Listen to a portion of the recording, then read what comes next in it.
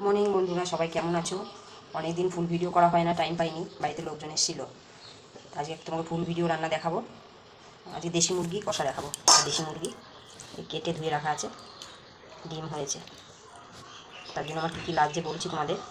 মাংসটা ধুয়ে রাখা আছে, এখানে আছে টমেটো কুচি, পেঁয়াজ কুচি, এখানে আছে রসুন আর পেঁয়াজ, এখানে মিক্সিতে জিরে, আদা আর গোটা শুকনো লঙ্কা আছে, এটা আমি পেস্ট করে নেব।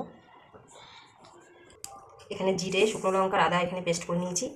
আর এখানে আছে পেঁয়াজ আর রসুন আর টমেটো পেস্ট। এবার আমি কী করবো, প্রথমে কড়াইতে আগে এই যে শুকনো গরম মশলা, গোটা গরম মশলা একটু তেলে গুঁড়ো করে রাখবো। আমি এটা হালকা ভেজে নেব, এটা দিলে খুব ভালো সেন্ট হয়। এখানে আলুটা ভাজা বসিয়ে দিয়েছি, নুন হলুদ দিয়ে আলুটা ভেজে তুলে রাখবো। আলুটা এখানে ভাজা হোক, তখন আমি মাংসটা একটু মাখিয়ে রাখি নুন হলুদ দিয়ে সুন্দর করে।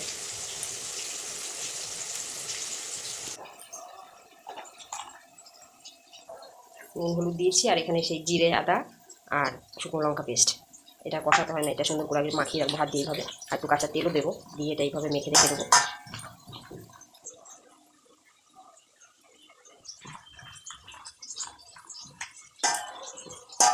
সেটা মাখা হয়ে গেছে, এটা মাখা থাক কিছুক্ষণ।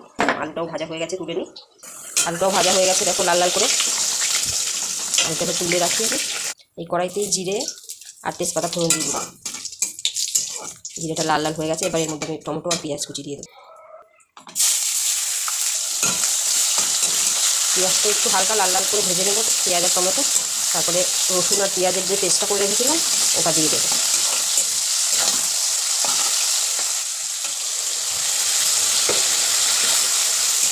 এটা দিয়ে কিছুক্ষণ নাড়াচাড়া দিয়ে পেঁয়াজ রসুনটা একটু কষানো হয়ে গেলে তারপরে এর মধ্যে মাংসটা দিয়ে দেবো।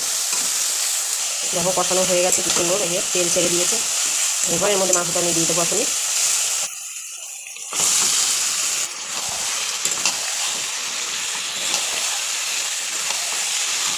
এবার এইভাবে সুন্দর করে কষে নিতে হবে।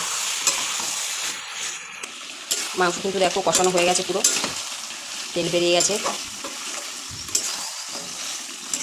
এবার আমি এর মধ্যে জল দিয়ে দেবো। এর মধ্যে কিন্তু একদমই ঠান্ডা জল দেওয়া যাবে না, জল গরম বসিয়ে দিয়েছি, জলটা গরম করেই দিতে হবে। দেশি মুরগিতে একটু জাল হয় বেশি। আমি জল দিয়ে ঢাকা দিয়ে দেবো। জল দিয়ে দিয়েছি, আর ভেজে রাখা আলুগুলোর মধ্যে দিয়ে দেবো। গোটা রসুন তোমরা চাইলে দিতে পারো, আমাদের খায় তাই আমি দিলাম। চুই ঝাল মাংসতে দিলে খুব ভালো হয়।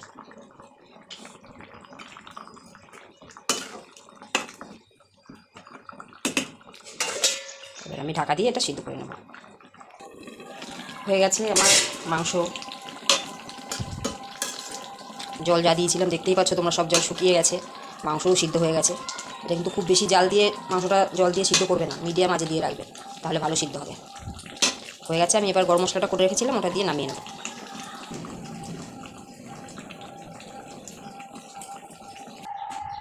নামিয়ে নিয়েছি আমি। এবার গরম গরম ভাতের সাথে দারুণ লাগবে খেতে। রান্নাটা ভালো লাগলে শেয়ার করে দিও, আর কমেন্টে জানিও কেমন হয়েছে, আর একটা সাবস্ক্রাইব করে দিও। ভালো থেকো, সুস্থ থাকো।